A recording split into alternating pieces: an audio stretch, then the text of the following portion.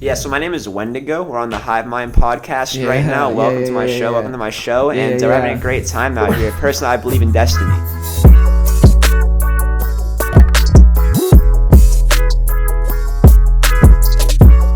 What's up? You're watching Hivemind.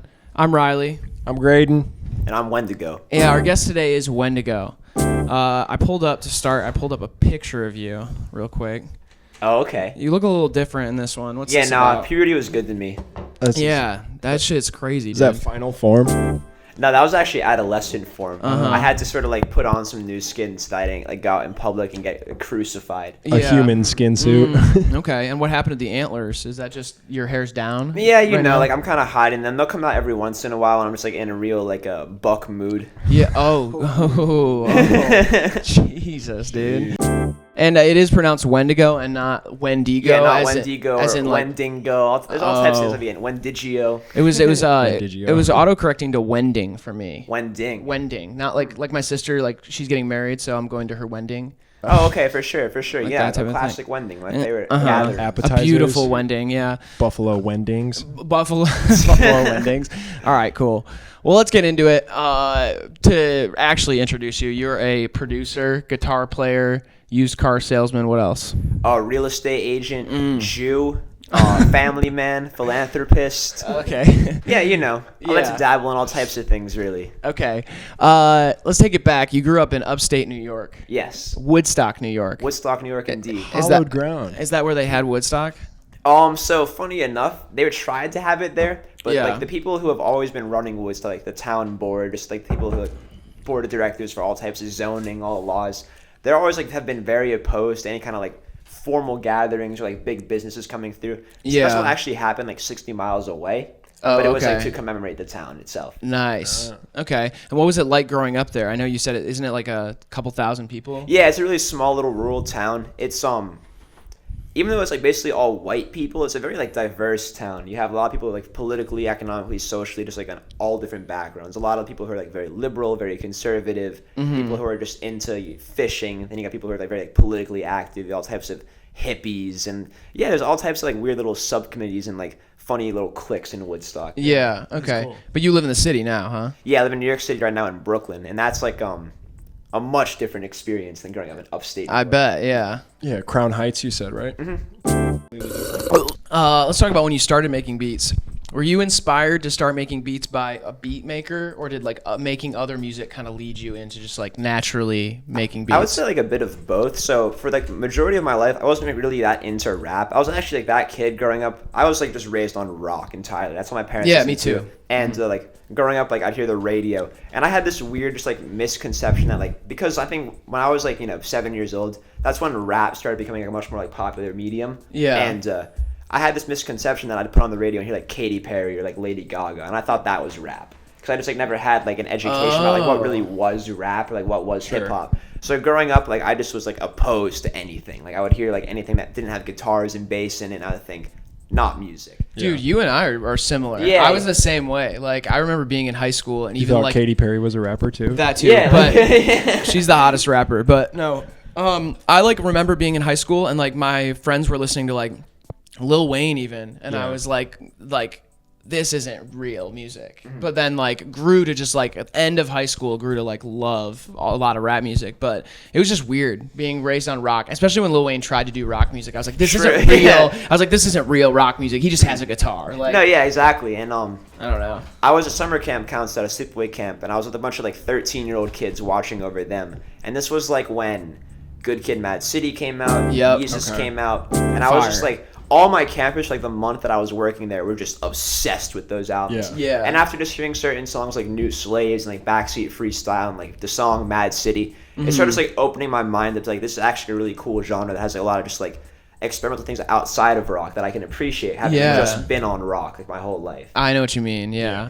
Yeah, he was a camp counselor too. Yeah, right here in Michigan. Yeah. It's a lovely, lovely experience full of all types of good little conflicts and Definitely little learning was. moments. It was like the same age group too, like 13 to 15 Yeah. were my kids, and I was like the one counselor that would let them listen to rap. It was like a no swearing, it's like a YMCA camp, but Yeah. in my cabin we were like bumping whatever we wanted. They loved that. You're playing him like Joey Badass or something? Yeah. That makes sense.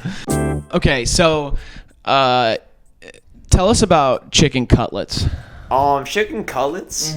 Honestly, I have a bit of a history with chicken cutlets. Yeah. There's like definitely a certain moment where I became a little obsessed with them. Yeah, and I was can working tell. this grocery store job when I was in senior year of high school, and the pay was just like really like not good. People who worked there, like there was a lot of good people who worked there, but like the boss just like annoyed the hell out of me, and I would always be kind of just scheming on him. And so in the store, I would work at the deli a lot of the time and just like serve up chicken. You seem like a deli boy. Yeah. Yeah, I'd be serving up salmon fillets or chicken cutlets or Nice. spinach pies. And for some reason, just like the chicken cutlets they made there were just like my favorite thing. I would always like after work, I would just like take them and just go home and like even if the day was really bad, I would know like I had these chicken cutlets waiting for me, and that's good. Some solace. Yeah, exactly. And so like after that, I don't know. I just like they started getting associated with just like the glee of like getting off work and going home and just like having my Smashing chicken cutlets and just like kicking back, watching something, doing whatever, and just like the chicken cutlet became like an escape. Yeah. Okay. That's good. You need an escape every once in a while. Yeah, exactly. And I also think just like amongst my friend group, because I was working at this like it was a small town I grew up in. Everyone would also come and eat there. My love of the chicken cutlet started spreading amongst my friends, and then it became like part of like our Infectious. culture as a friend group. Nice. Chicken cutlet. Have you ever thought about like chicken cutlet merch or something, like Wendigo merch with chicken cutlets on it, or? I haven't, but I've definitely thought about getting like a spider with like a chicken cutlet like in its hands, like tatted on me or something. Oh, okay. But I think yeah. some chicken cutlet merch might be great because there are, I think, plenty of other people who are connoisseurs of chicken cutlet out there in the world right now. I feel like That that's is a true. good bridge to a sponsorship too. Like I don't yeah. know who make like Tyson. Does Tyson make chicken? Like, I'm who sure makes they chicken do. Yeah, cutlets, I've you know what I definitely mean? seen it. We in don't the Crown wanna Heights support grocery store Tyson, though. before. Yeah, don't support Tyson. No, He bit that dude's ear I'll off. support Sunfrost Farms and Grocery where I work because they have the best chicken cutlet. Oh, Except that boss man. So that boss man, you know. He's probably not even there. But at anymore. this point, yeah, you know, he's kind of getting older. Like, you know, I'll give him a break. all right. I'm taking it back again, real quick. Tell us about Soulcraft. Okay. So, Soulcraft was basically like, I'm gonna give you a bit of context even prior to Okay. that. So, like, I guess how I started producing. So I wasn't really listening to rap that much until like later in high school. When I was playing guitar, I was listening to a lot of rock. And I was in this band called the Bobby Lees when I was like a senior in high school. Badass. That's badass. Yeah, and so I had downloaded Pro Tools on my computer to like record us because we just like were recording in like living rooms and all that. We need to like figure out a way to just like do it more professionally. And I was messing around with Pro Tools a little bit, and it was just like insanely complicated. I could not for the life of me figure out how to use it, how to record, how to do anything in it. So one day I was just on Amazon. I was just looking at like different software to use, and I find about Ableton, and I just like bought like the light version of Ableton just to record. It has an 8-track limit, but like for making rock music, you can definitely like work within that. Totally. It was like a punk band I was in. It's very like simple, stripped back, like raw music. That's how they And- used What to do it, man. What was the name of the punk band? Bobby Lees. Oh, that was the Yeah, Bobby yeah, Lees. yeah. Oh, okay. Gotcha. And so I downloaded Ableton, and I had gotten it just to record, but I also had like an interest in rap at this point. So I started just like one night, just like got high and started making a beat, and I realized in that moment it like instantly just hooked me. It was like an addiction right off the bat. So I put on the name Soulcraft, and outside of Bobby Lees, I was just like producing for myself, and I wasn't working with any rappers at this point because Woodstock also doesn't really have many rappers. It's a very like rock oriented town. But I picked that name because there's a band Bad Brains. Yeah, I know Which Bad Brains. one of their songs is called Soulcraft, and the guitar player of Bad Brains, his name is Dr. No. He lives in Woodstock. Nice. And just like just growing up, he was someone who gave me like a lot of like really good advice about music, life, just all types of things. He was just like a really good like voice that I had like Hell a yeah. mentor. That's cool. And so I picked that name just to kind of like always like keep him in my brain. Oh, cool. But didn't And I that- like Minecraft, I was gonna too. say. I Yeah. was gonna say it's a Minecraft. I also thing do too, love right? Minecraft. Okay. I'll still play it to this day. Yeah. Not very often. Every few months, like I'll just kind of like get some Doritos, go home with some Mountain Dew, and just build. Yeah. Yeah. All right. It's been said that you are a better freestyler than anybody you've produced for. Is that? Do you think that's? I think that's true. Do you think that's true? Okay, it's not Prolific. entirely true. There's one person that I produced for who's a better freestyler than me, and that's Christ Dillinger. That's Shout out because- Christ Dillinger. shout out He was Christ supposed to be Dillinger. on this tour, Shout yeah. out Christ Dillinger. But that is because he freestyles almost all of his music he makes. He's just been doing it for longer. But I might Yeah. catch up one day. Who knows? Okay. But yeah, I think just like I've noticed a lot of producers are really good at freestyling. I think it's because when we're just making beats and there's not someone there like to rap on it, we'll just like do that for ourselves. Yeah. And then just like after just fucking around for a while, you start just kind of like getting not necessarily good at it, but just like fun with it. Yeah. You hear the beat like in a different way too. Yeah, Like, exactly. could It also be the helps one who make beats constructs because it. like Yeah. one thing that like about producing is like that a lot of rappers will like tell you is that beats that are more simple and like stripped back are way easier to rap on. Like if you have a beat that has just like loads of instruments and weird sounds here and there, it can just like get cumbersome. So like just like when you freestyle on your beats, it helps you like also gauge like how rappable is this beat that I'm making right now. Got you. Yeah, I mean, have you heard Internet Boy? Of course, freestyle? yeah. Shout out Internet Boy. Yeah, his freestyling. I mean, roll the clip. Like we'll just roll a little clip. Get my beat. It's amazing. It's amazing. It's so good, dude. Incredible. It's really, really good. Yeah. Not great. What do you mean? I hate that guy. That's my beat. That's my beat. That's my beat. That's like, I mean, that's like, he's kind of like a Playboy Cardi of sorts in a lot of ways. Yeah. Because he's a baby. Yeah. All right. Serious question. Do you think you have a better chance of producing for Drake or being in a Judd Apatow movie? Oh, I know the answer. I'll pick Drake. I think Drake, just because Judd Apatow, like, no offense, but I'm like not the biggest fan of your movies. I'm not the biggest fan of Drake either. So he picks you. It's not about whether he's. But you know what I mean? But you know, if Drake were to come by and ask to work, like I would not, and I would have no questions. Like I would just be like, yeah, like this is a good opportunity. But Judd Apatow movie, you know, they've been flopping a little bit lately. It's not a business opportunity. Yeah, I mean, Freaks and Geeks though is like a classic. What else did you do? Sure. Did he His daughter's hot. Maud, she's in Euphoria. You know, Drake's kid might be very beautiful one day too. Yeah, that's true. He's French Canadian, like for real, for real. You know what I mean? Anyway, all right. What was your first placement, and what's your biggest placement? Okay. So far. So my first placement I ever got, it's like a bit of a toss-up because they both came out the same day. Oh, okay. So that's exciting. But in terms of which one like got put together first, it's sort of in the air. There's two people. Shout out Half Metal Kaiba from Novato, California, and then also Angry Blackman out of Chicago. Nice. And so with Kaiba was a song called Indigo Underworld, and with Angry Blackman was a song called Riot. And with both those placements, it was like very, very early on. I've been producing, I was still Soulcraft back then, for maybe about 3 months. I started just making YouTube beats, and both of them just helped me through that, made songs on those. And yeah, those are like the first two artists I started just like working with and kind of just like work my way up with. So like honestly, like I would say my most memorable, like most meaningful placement was another Kaiba song. And it wasn't a song that like did all that well. It wasn't a song that like is even like my favorite song, but it's called Reckless Behavior. And that was a song that I made with Kaiba. We made like an open for it, which like did the first verse. And then we were on SoundCloud just like looking for who should we get on this. And we're just looking and we find this guy named Lil Darkie. Yeah. And so we hit up Lil Darkie. He sends the verse back like a week later and makes the cover art. And like right off the bat, I'm just like, whoa. Yeah. Like who is this dude? Different. And yeah, and I think that song just like put us together. And I think like just me being with Darkie has been like the most meaningful thing in my producer career so far. Gotcha. So if it wasn't for that song, if it wasn't for Kaiba, that just wouldn't have happened. Right. Oh, okay. I gotcha.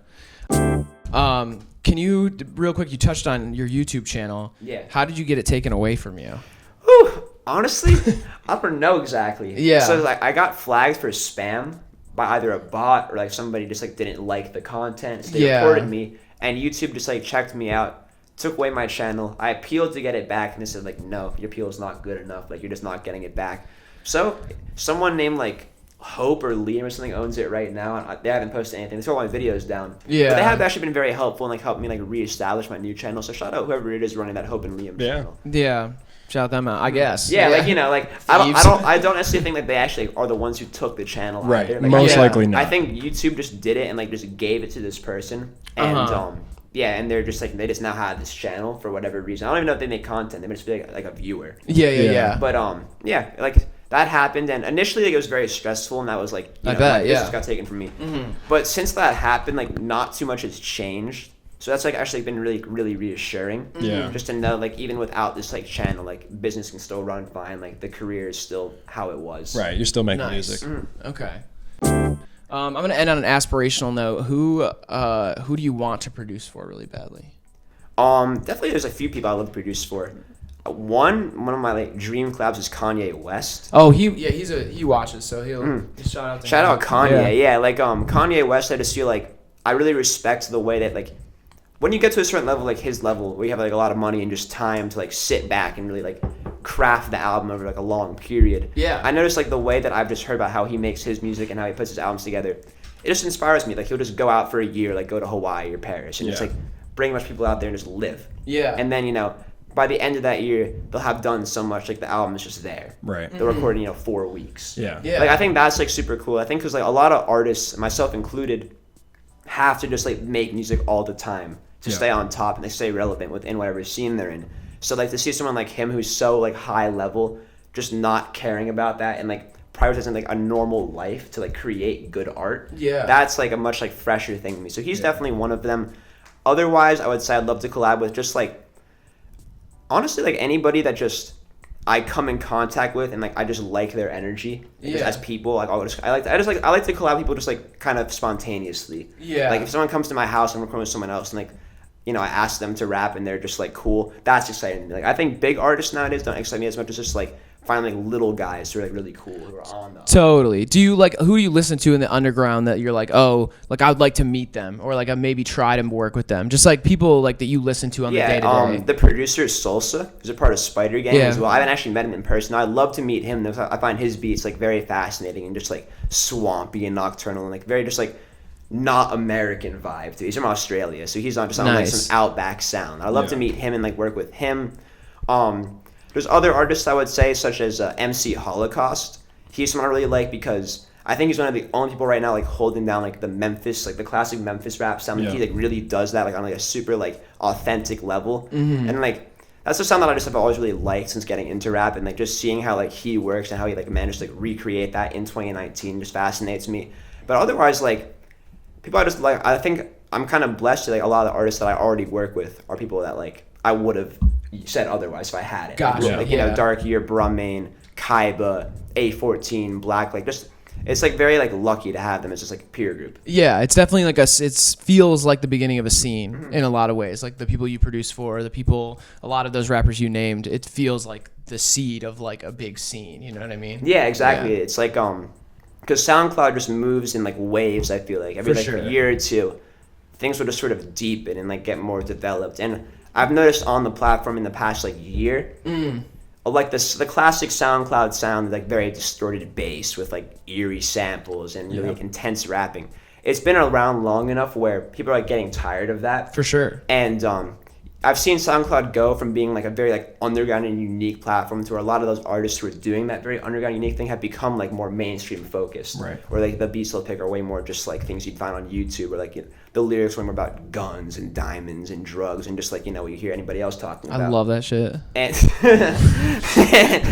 I did for a time, and then it just got so like overdone that I feel like right now what like is just cool about it, like this new movement is that there's people just like not caring. Like someone like Suicide Rascal, like his song which says she can put a perk in my ass. Like to hear someone say something like that like on SoundCloud, even though it's a joke, I actually take that like very seriously because there's so many people on the platform who would think like saying something like that would just kill their career. Right. Yeah, totally. It's fearless, satirical. I can't believe I called him fearless for saying that, but I do kind of mean it. It's true though. Like there are so many artists who like there's certain topics like homosexuality, right, or just like very like personal like trauma, just like things that like are not what you would necessarily discuss like with like your friends trying to be hard. Yeah. People are now discussing that, and it's like becoming hard. Yeah. It's like the new like cool aggressive vulnerability. Yeah, like, exactly. Yeah. Because for the longest time, SoundCloud really has been like, I'm just gonna try to prove like how street or just like how crazy I am. Yeah. And people are finally starting to get sick of that. And it's not even just like on like a rapper level, like also like producers too. Like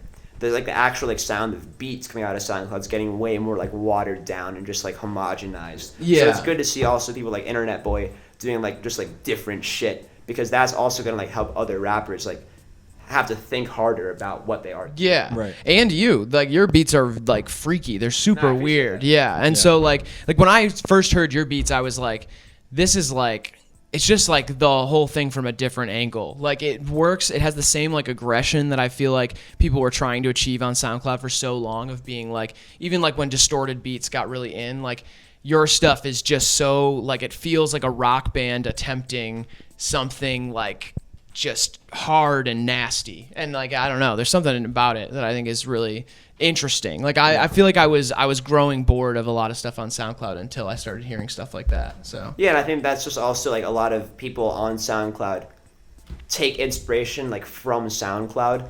Like other producers and rappers will just like hear other people making other stuff and just like take that inspiration. But just like as like a message to all producers who are watching, like the more varied you make your inspirations and the more like musical experience you take in from outside of just making beats, like the more you're gonna separate yourself. Yeah, Right.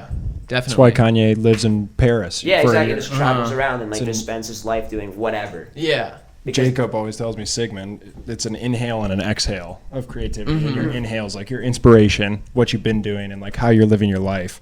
And then your exhale of your product or your art is like a reflection of that. Yeah, I feel like if you work, which I'm like the worst person to say this, if you work all day forever, you're never gonna have anything to put into your work because you're not gonna have any life experience. Yeah, no doubt. And that happens to like loads of producers, myself included as well, where it's like if you just sit in your room and just make beats all day, eventually you're gonna run out of like creative juice. And there's something to be said for like having a great work ethic, I think, is the key to making it in this industry. Absolutely, like, people, you know, I don't really believe in talent. Like, I don't really believe that people are just like born and like are meant for music. I think like your life might happen a certain way and your work ethic has to happen a certain way for you to make it. But anybody can really like have that happen to them.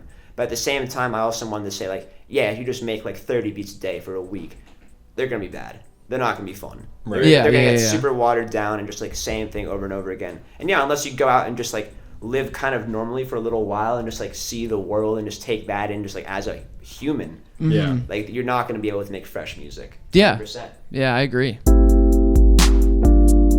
Potpourri, baby. Let's get into it.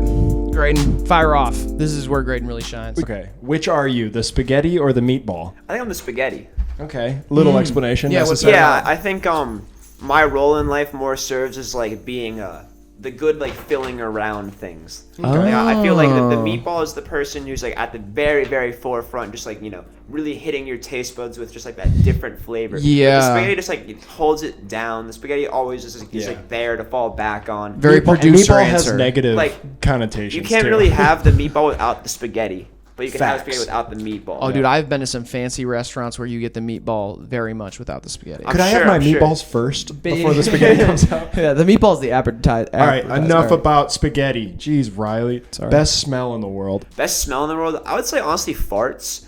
Because like like say. I can't really think of like any other smell like where in my head I can like remember certain ones so clearly, but like I can really like recall certain farts that were just like so icky and just get in your brain and like just like I can smell it right now. Damn. I'm starting to I smell want it, too. another. I want somebody else to like you answer best smell in the world because that I can't believe that's the answer that we got from that. Mine seems so lame. Though. No, it's not. It's Mine's like the My mom's perfume, No, like- like the linen air that comes out of a laundry room. You Facts, know, like yeah. that. like dryer sheets. Ooh, Yeah. baby. Dude, mine is like honestly like raw gasoline. Like if there's That's a a great spill one. at That's the an gas excellent one. station, like Yeah, it's shit gets you excellent. off? yeah, I love that. And I love like paint. Like I love like Paint weird- thinner? Oh, my grandma's basement. Okay. No, I can agree with all that. Those are all excellent choices. Yeah. I like a musty basement too. Yeah. Well, I think my grandma's basement just smelled like a weird clean. Like there's like a weird cleanliness. Like it's almost like a clean pillow is kind of what it smells like or something. Okay. Would you rather own and operate a Bob Evans or not?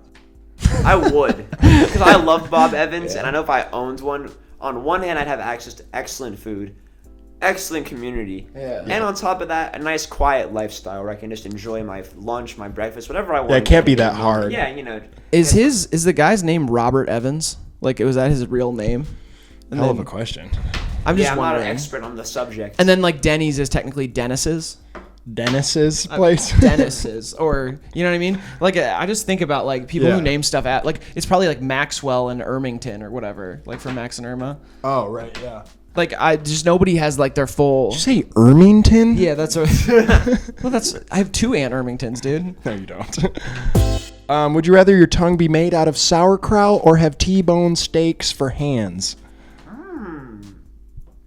I'll take the T-bone steaks for hands. I'm not really a big sauerkraut fan. Yeah, it's a good answer. And I also think having T-bone steaks for hands, like, there's actually like a lot of like good applications for that. Like, I think you could like Meat slaps. Yeah, you could just like hit some with that. Also, like, I don't know. I feel like it'd just like be a nice like person. Actually, you have like nice tasty hands. People can just like warm up to you that way. Yeah. And your nickname could be T-bone. it could be T-bone, which is an excellent nickname, Pretty which I've good always nickname. stripped. I thought it might, Yeah. it might like steak hand, steak fingers, steak. You were gonna say something? Sorry, my bad.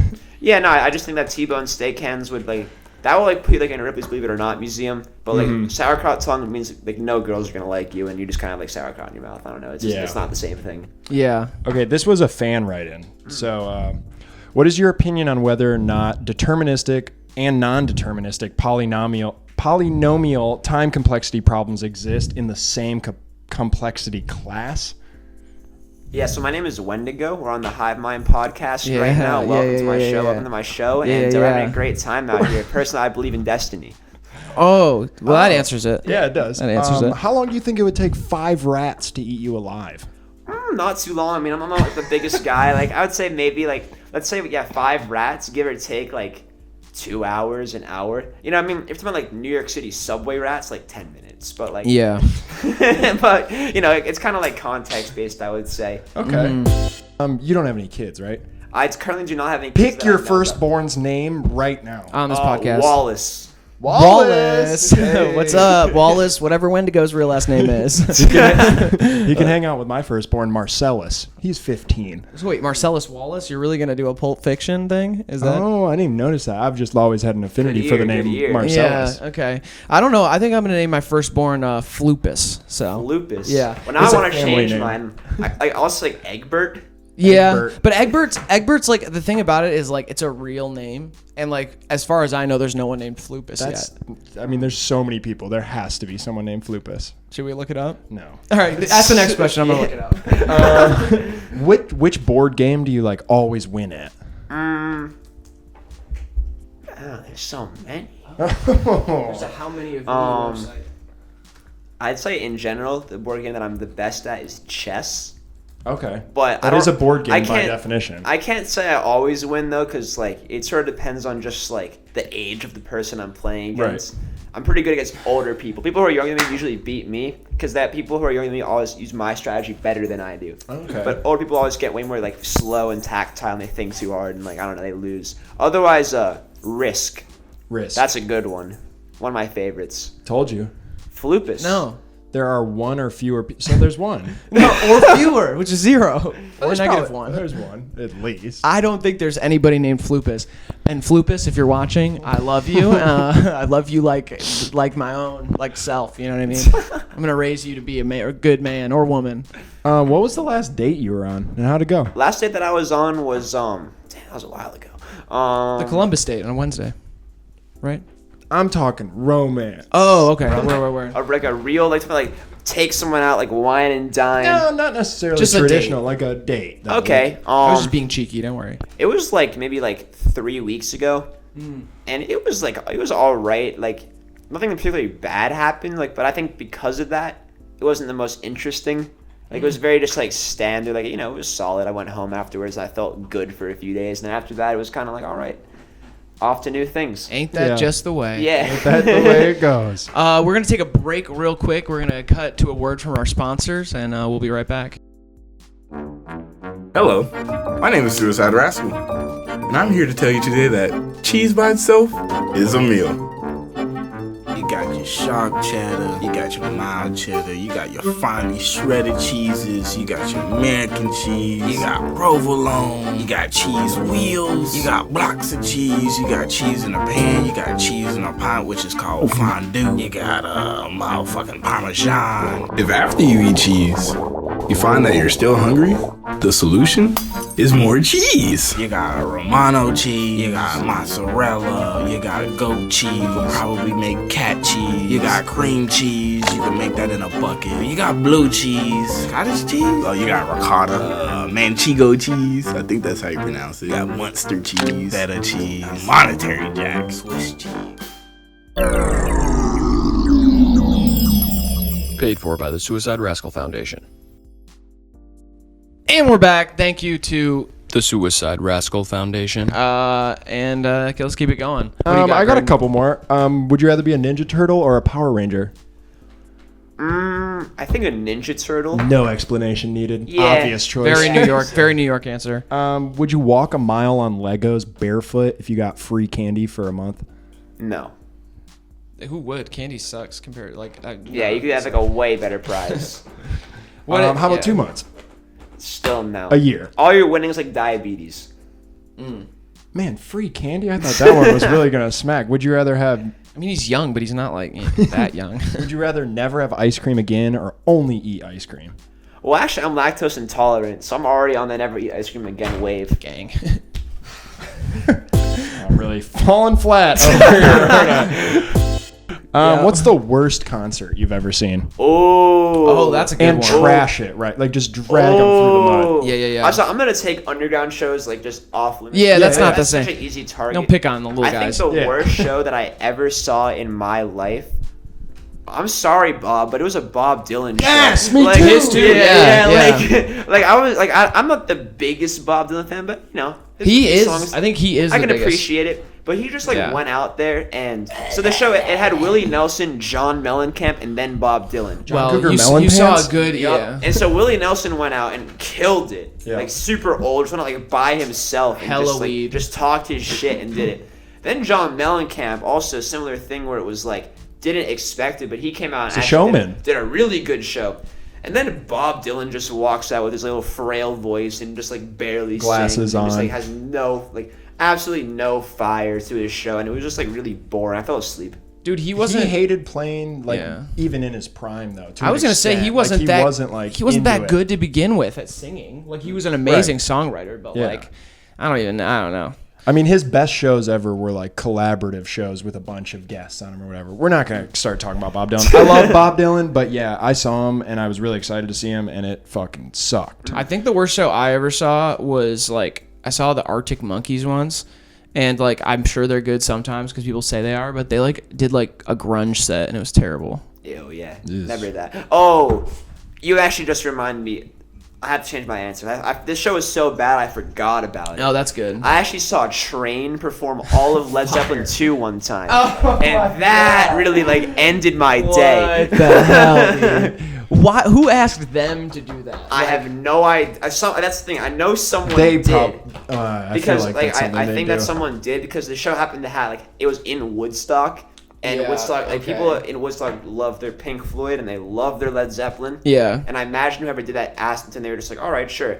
But oh my lord, that I that could was see- so bad I forgot about I could it. see Train like pulling up on Woodstock and being like, "Oh, you know, it'd be a great idea that all these fans would love, like if we did this."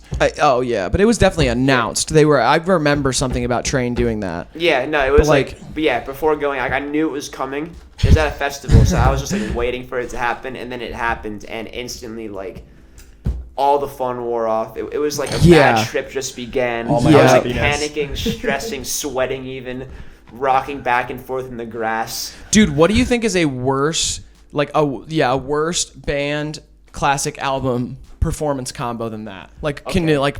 Okay, Oh, I like this game. I'm trying to think that's of a like. good one. Okay, I got you. Okay.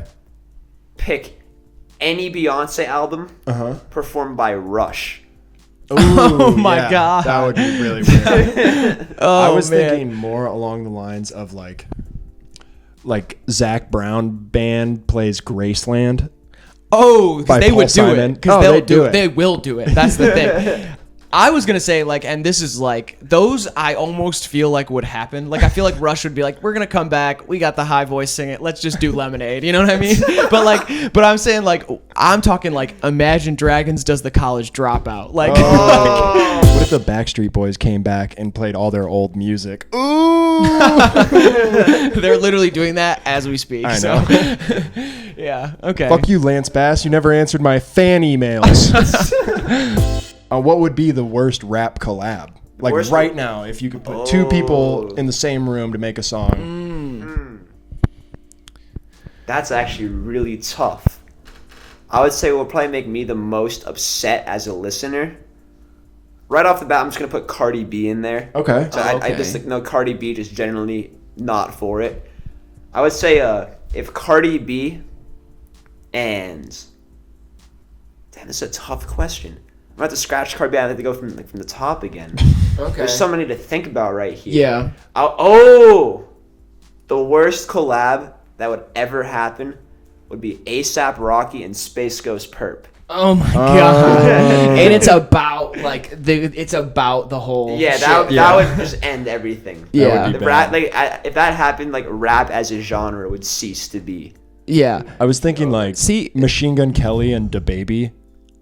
That's Go kind of hard, honestly. That's gonna Like, happen too. I think that might happen. Honestly, like, I could see in a funny way that could like go a little hard. Where my head goes when I hear like bad rap collabs, I think of a good rapper with like an impossibly bad rapper. Right. You know what I mean? Like I think Kendrick Lamar, Tom McDonald. Tom McDonald. I knew you guys were gonna say our guy. Like Tom. let's, you know what I mean? Okay. Like if like for some reason Tom McDonald's weird like fake woke thing that he's got going, Kendrick's just like, I'm gonna co-sign that. Like that's the worst Get thing. copyright claims. By Tom. No, he won't see it. He blocked us. He So did block us. shout out to whoever blocks for Tom, because I feel like I don't. Maybe it's him. Have fun hiding in the dark from your criticism the rest of your life, Tom. Yeah. We'll find you somehow. Yeah, there's honestly so many. There's so many terrible collabs that are even happening right now. That's at true. Double XL Cyphers 2019. Yeah. How dare you put Tierra Whack next to whoever was in there? Yeah, how dare you put Lil Mosey in with DaBaby and Megan Thee Stallion? Like, you just like ended his career like completely for no reason. Like, why did they have to do that to Lil Mosey? Yeah. Maybe you pissed off the wrong guy. Maybe. Maybe you pissed on the wrong guy. Oh, the hell's that supposed to mean? You know, I don't know. Nothing the entertainment really. industry is full of funny surprises. That's true. Yeah. Keep your wits about you. Do you want to ask the ceremonial last question? We haven't asked that one in a while. Who did he tell you that to? I like blueberry Pop-Tarts quite a bit. It's one of my favorite flavors. As well as the brown sugar cinnamon one. Did you see that? Yeah, I saw that. Oh. Okay. It's me again in my head. I was like, oh, quick little transition. Quick transition. Yeah. Gotcha. Yeah. Okay. Cool. That's yeah. the right answer, actually. Yeah, for sure. I like the Kroger brand, like Pop Treats or whatever they say, Toaster Treats, cotton candy. Yeah, Flavor. shout out Kroger. Yeah. Oh, Shout out sure. Kroger, honestly. Do you Whenever I come out Kroger? to the, yeah, like Yeah. they don't have it in New York, but whenever I come out here into the Midwest, like I'll stop by there. Love it. Shout out it's great. Cincinnati. Midwest, honestly, like y'all sleep on the Midwest. There's a lot of good stuff out I here. sleep in the Midwest most Yeah, like nights. I feel With like me. coming from New York, living out in California, people talk so much shit on like Ohio and Michigan, Yeah, facts. Indiana, but it's like if you really come out here, there's actually something to be said of what goes on out here. Oh, and For guess what? example, It's cheaper. I pay $1,000 a month in rent. I can own an entire block out here with that money. Like it's Not think quite, about that. but yeah. Yeah, think Yeah. about that. Like Yeah. or things like that. It's like You could live in this house by they have yourself. The best theme parks out here, the best chili out here. The summers are pretty nice. It's actually beautiful out here. Yeah. The people are pretty hospitable for the most part. It's Yeah. the winters that turn people The away. winters are disgusting out here. Yeah, but that's then again, facts. also same with New York. Yeah, so, same like, with New I'm York. used to that. Yeah, no, the Midwest. And that was is- a nice Midwest plug. Yeah, Thanks. I Yeah, appreciate felt that. good. I like that. Yeah. All right. Well, Wendigo, thank you for being on the podcast. Thank you for Thank you coming. all for having me. Thank you for coming on the tour. Appreciate that. No, it's my pleasure. Oh yeah, it was fun. Thanks for watching. It's been Hivemind. Like, subscribe, all the normal stuff. Follow us on Instagram at Hivemind TV. Are we Hivemind TV on it? Yeah. Yeah. Hivemind TV on Instagram. Follow us there. Follow Wendigo. It's on the screen, but it's at Wendigo. Is that right? That's correct. And on Twitter, That's it's the one. www.wendigo. Wendigo, and on Facebook, you're not gonna get that. And on Pornhub, it's also Wendigo. Facts. Yeah, look that up. All right. Thanks for watching. We'll see you in the next one. Bye bye. Deuces. Very fun. Appreciate it. I put the music on there.